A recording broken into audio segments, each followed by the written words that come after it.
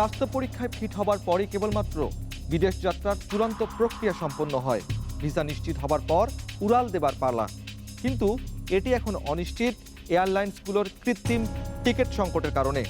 আর কোনোভাবে টিকিট মিললেও দাম আকাশ ছোঁয়া, যা সাধারণ যাত্রীদের নাগালের একেবারে বাইরে।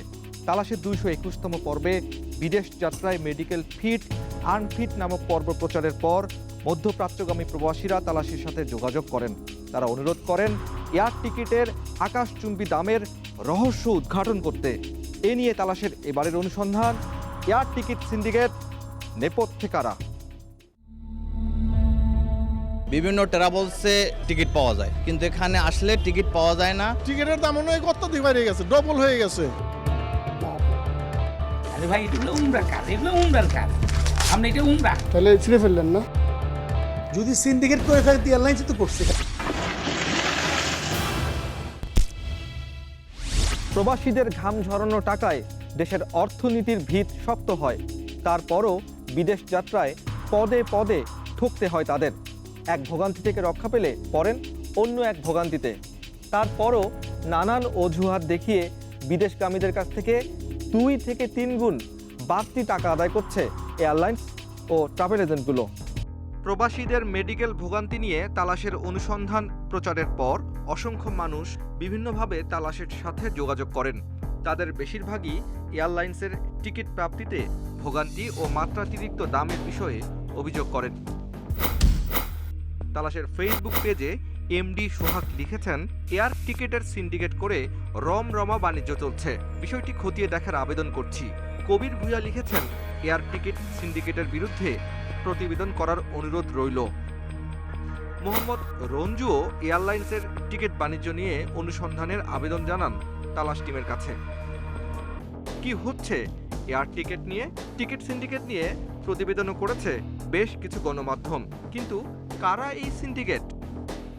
আমরা চেষ্টা করেছি এয়ার টিকিট সিন্ডিকেট নিয়ে গভীরে যেতে। আর এই টিকিট সংকটের নেপথ্যে কি ঘটছে তার বিস্তারিত জানতে অপেক্ষা করতে হবে। তবে তার আগে চলুন মধ্যপ্রাচ্যগামী ফ্লাইট ও টিকিটগুলোর বর্তমান পরিস্থিতি কি মতো ভাড়া। গরিব মানুষের জন্য অনেক কষ্টকর। টিকিটের কারণে আমি 8 মাস ধরে যাইতে পারতেছি না। টিকিটের দাম অনেক অত্যধিক বেড়ে গেছে, ডবল হয়ে গেছে। তো এটা আমাদের জন্য হয়রানি না? 35,000 টিকিটের দাম 90,000 টাকা। আমাদের দিকে তাকালে তো এটা রেটটা কমাতো। অনলাইনের হিসাব বলছে চলতি বছরের 9 মার্চ ঢাকা থেকে আবুধাবি এয়ার অ্যারাবিয়া এয়ারলাইন্সের টিকিটের দাম দেখাচ্ছে 88,884 টাকা। অথচ একই দিনে একই এয়ারলাইন্সের একই ফ্লাইটে পার্শ্ববর্তী দেশ ভারতের নয়াদিল্লি থেকে ভাড়া দেখাচ্ছে মাত্র 12,175 টাকা। ফ্লাই দুবাইয়ের বড় ধরনের ব্যবধান দেখা গেছে পার্শ্ববর্তী দেশ থেকে। 9 মার্চ ঢাকা থেকে দুবাই ভাড়া দেখাচ্ছে $1,050, যা বাংলাদেশি টাকায় প্রায় 90,000 টাকা। একই দিন নয়াদিল্লি থেকে এই এয়ারলাইন্সে দুবাই ভাড়া দেখাচ্ছে $428, যা বাংলাদেশি টাকায় 36,000 টাকা। বেশি চাহিদা থাকায় এয়ারলাইন্সগুলো ভাড়া বাড়িয়ে দিয়েছে বলেও দাবি ব্যবসায়ীদের। টিকিটের এই খাতে এমন নৈরাজ্য, এমন ঘটনা আমি আমার 20 বছর এই সেক্টরে দেখিনি।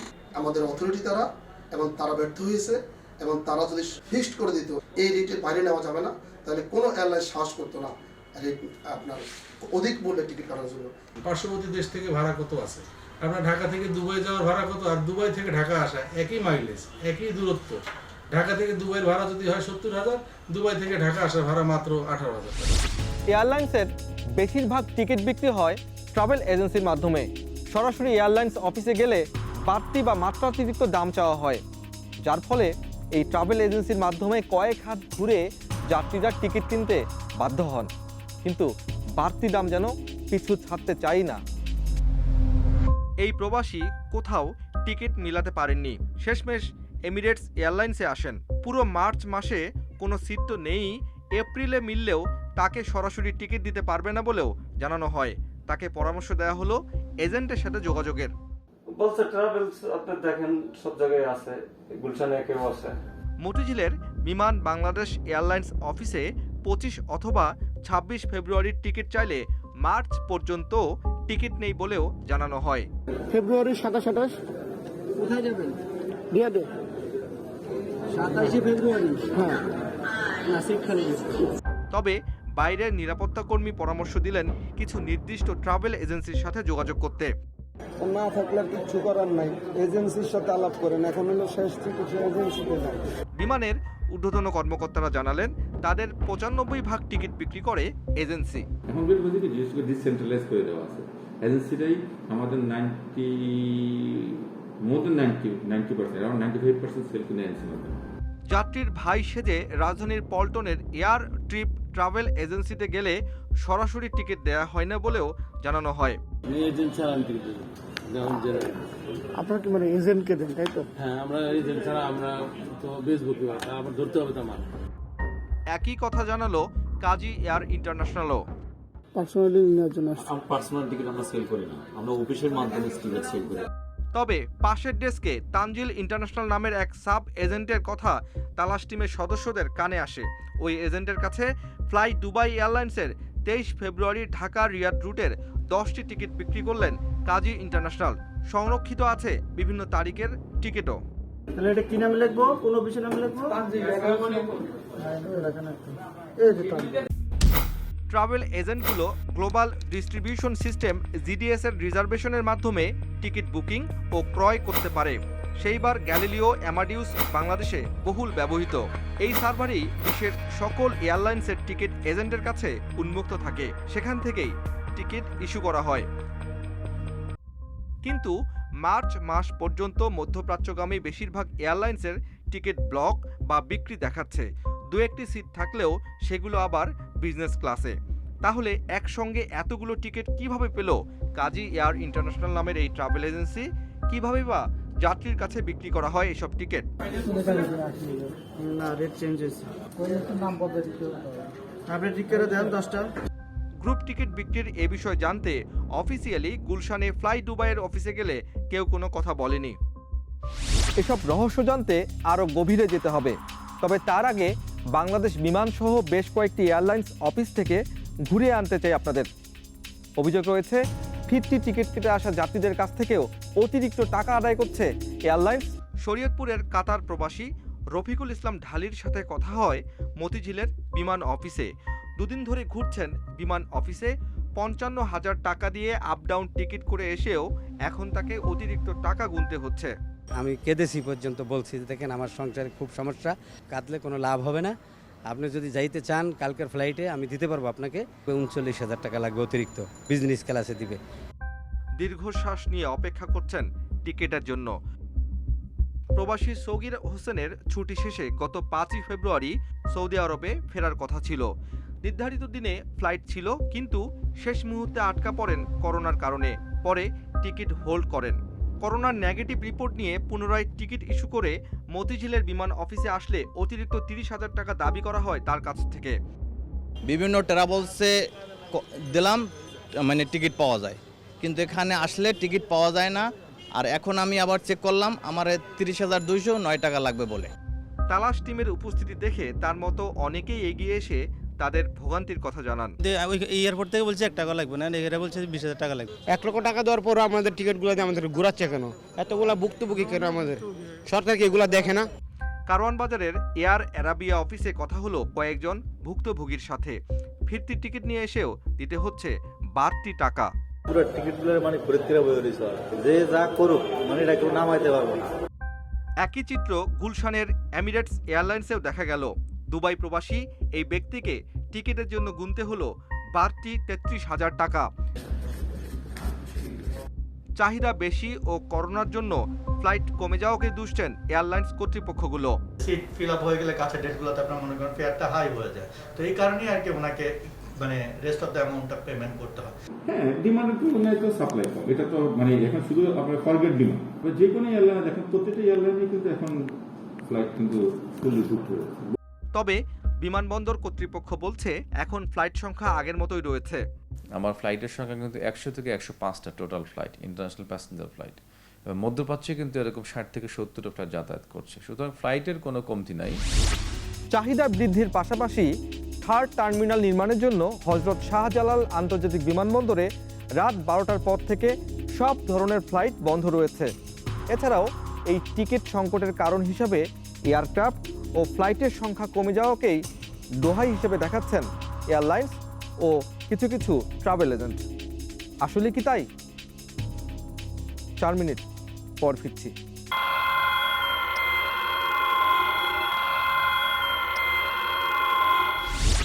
কাজী এয়ার ইন্টারন্যাশনালের কথা নিশ্চয়ই মনে আছে আপনাদের, যারা তালাশ টিমের সামনেই অন্য একটি ট্রাভেল এজেন্টের কাছে 10টি টিকিট বিক্রি করে, আর এতেই অনুসন্ধানের মোড় ঘুরে যায়। কিভাবে এজেন্টগুলো শত শত অগ্রিম টিকিট কিনে কয়েক হাত ঘুরে 2 থেকে 3 গুণ দামে সাধারণ যাত্রীদের কাছে টিকিট বিক্রি করে, এবার সেদিকে নজর দিব। রাজধানীর নয়াপল্টনের কাজী এয়ার ইন্টারন্যাশনালের এই কর্মকর্তার হাতে এক একটি টিকিটের বান্ডিল বললে খুব একটা ভুল হবে না। এগুলো মূলত গ্রুপ টিকিট। মাসখানেক আগে কম টাকায় টিকিট কিনে রাখা হয়েছে, পরে সেগুলো বিক্রি করা হচ্ছে তাদের নির্ধারিত এজেন্টের কাছে। এজেন্টরাই সেগুলো বিদেশ যাত্রীদের কাছে বিক্রি করেন, ফলে 2 হাত ঘুরিয়ে টিকিট পান যাত্রীরা, দিতে হয় বাড়তি দাম।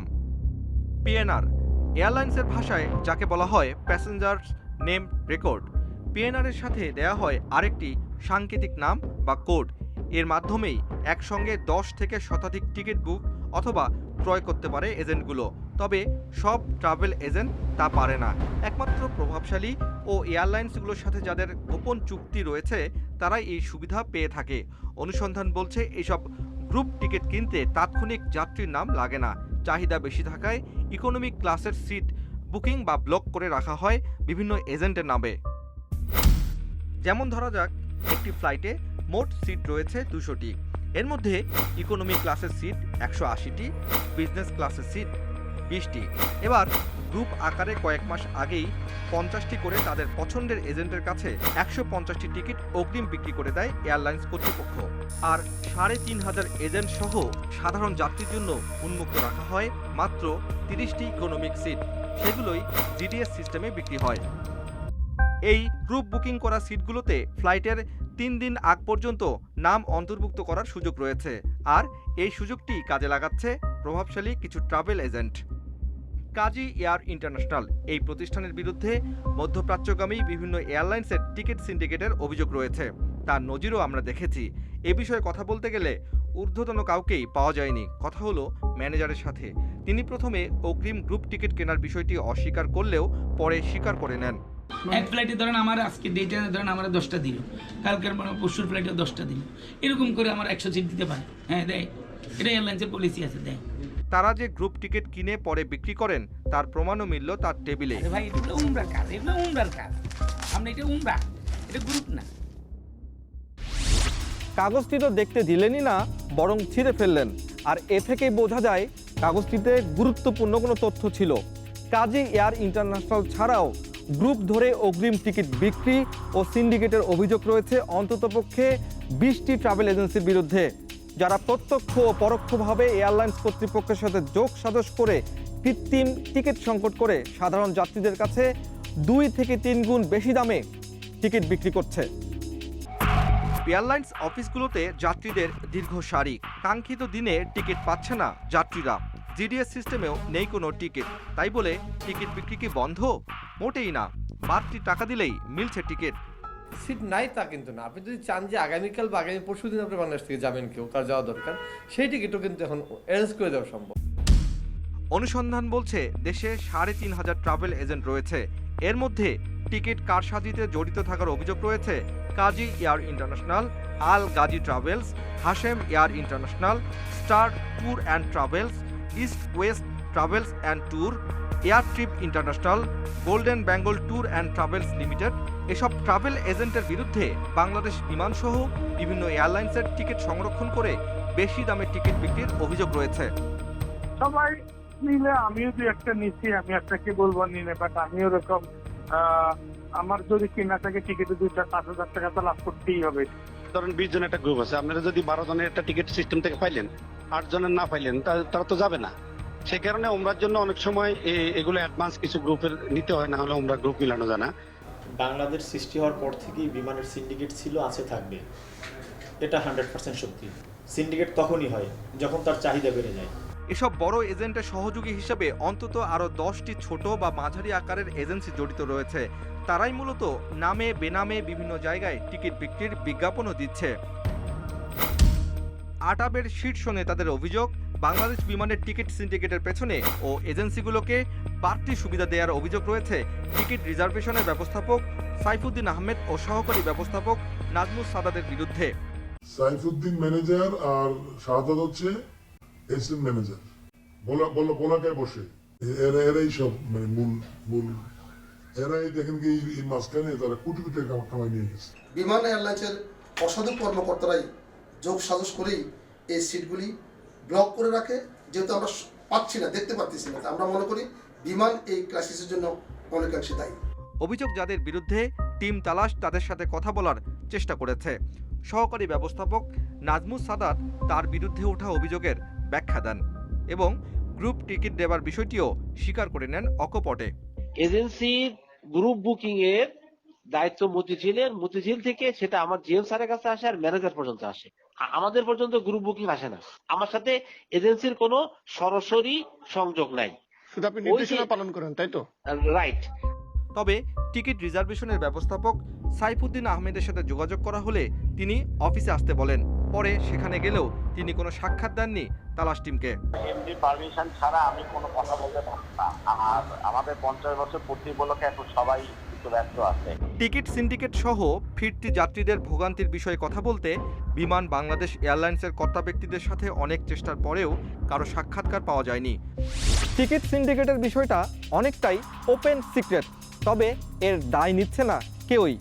ট্রাভেল এজেন্ট দোষ দিচ্ছে এয়ারলাইন্স কর্তৃপক্ষকে, আর এয়ারলাইন্স কর্তৃপক্ষ দুষছে ট্রাভেল এজেন্টকে। কিন্তু টিকিটের আকাশচুম্বী দাম বাড়লেও লাগাম টানার যেন কেউই নেই। মাত্র কয়েক মাসের ব্যবধানে টিকিটের মূল্য কয়েক গুণ বেড়েছে।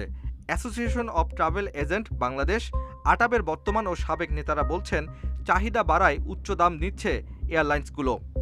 সিন্ডিকেটকেও অভিযোগ করছেন কেউ, আর এই সুযোগ এয়ারলাইন্সগুলোই করে দিচ্ছে বলে অভিযোগ আটাবের। সিন্ডিকেট বলতে যে বাংলাদেশে এখন 4000 ট্রাভেল এজেন্সি আছে, কিন্তু সব ট্রাভেল এজেন্সি কি টিকিট সেল করতে পারতেছে? আমরা খোঁজ নিলে দেখবো যে এখানে প্রায় 3900 এজেন্সি কোনো ব্যবসা পাচ্ছে না, এয়ারলাইন্সের টিকিট পাচ্ছে না। তো এই টিকিটগুলো কোথায় যাচ্ছে? যদি সিন্ডিকেট করে থাকে এয়ারলাইন্সই তো করছে, কারণ এয়ারলাইন্স তারা হয়তো তাদের যদি কোনো পোশাকেও থাকে তারা টেলিফোনে আলাপ করে কিছু বেশি কম করে তারা দিয়ে দিচ্ছে। তো এই ফলটা তো ট্রাভেলেন্সির না, ট্রাভেলেন্সির চেয়ে বেশি ফল হচ্ছে এয়ারলাইন্সের। তার মানে একে অপরের বিরুদ্ধে অভিযোগ দিয়ে দায় এড়ানোর চেষ্টা করছে। তবে টিকিটের লাগাম টানার দায়িত্ব আসলে কার? টিকিটের উচ্চ মূল্য ও সংকটের বিষয়ে অবগত সবাই, তারপরও টিকিটের দাম বেড়েই চলেছে। এ নিয়ে ক্ষোভ প্রকাশ করেছে জনশক্তি কর্মসংস্থান ও প্রশিক্ষণ ব্যুরো। যখন অর্ধেক যাত্রী যেত তখন যে ভাড়া, এখন পুরো সিট ভরে যাচ্ছে, এখন তার চেয়ে ভাড়া আরও বেশি। তাহলে কি তেলের দাম বাড়লো? তা তো বাড়ে নাই। ট্যাক্স বাড়লো? তাও বাড়ে নাই। তাহলে কি জন্য ভাড়া বাড়বে? সিভিল এভিয়েশন বলছে তারা এয়ারলাইন্স কোম্পানিগুলোর সাথে দফায় দফায় বৈঠক করছে, টিকিটের দাম কমাতে চিঠিও দেওয়া হয়েছে, তারপরও লাগাম টানতে পারেনি সংস্থাটি। টিকিটের মূল্য কমাতে ট্রাভেল এজেন্টের সংগঠন আটাব সরকারের কাছে 4 দফা প্রস্তাব দিয়েছে। প্রস্তাবগুলো হলো: সরকারি সংস্থা বিমান সহ অন্য এয়ারলাইন্সের মধ্যপ্রাচ্যে ফ্লাইট বাড়ানো, এয়ারলাইন্সগুলোর চাহিদা অনুযায়ী ফ্লাইট সংখ্যা বৃদ্ধির প্রক্রিয়া দ্রুত করা, প্রবাসী কর্মীদের সুবিধার্থে বিশেষ ভাড়া নির্ধারণ সহ টিকিটের অতিরিক্ত মূল্য বৃদ্ধি ঠেকাতে একটি রেগুলেটরি বোর্ড গঠনের প্রস্তাব দেয় আটাব। এই যখন অবস্থা, তখন কি করছে বেসামরিক বিমান পরিবহন ও পর্যটন মন্ত্রণালয়? কোনো ধরনের সিন্ডিকেট কাজ করতে গেলে দাও, যদি এই ধরনের অপকর্মে কেউ লিপ্ত থাকে আমরা তাদেরকে চাকরিচ্যুত করব। আমরাও চাই সঠিক দায়িত্ব ও নজরদারি পালন করুক সংশ্লিষ্ট দপ্তরগুলো। দূর হোক টিকিট সংকট, নির্বিঘ্ন ও সাশ্রয়ী হোক প্রবাসীদের স্বপ্নের যাত্রা। এই প্রত্যাশা নিয়ে বিদায় নিচ্ছি। আজ বিদায় নিল, ফিরছি আগামী পর্বে নতুন কোনো তালাশ নিয়ে, সন্দেহ ভেদ করে সত্য নিয়ে আপনাদের কাছে। সে পর্যন্ত আপনিও জারি রাখুন অনুসন্ধান। মনে সন্দেহ জাগায় এমন কিছু দেখলে তালাশ করুন, ভেঙে ফেলুন দৃষ্টির সীমানা। তালাশ টিম।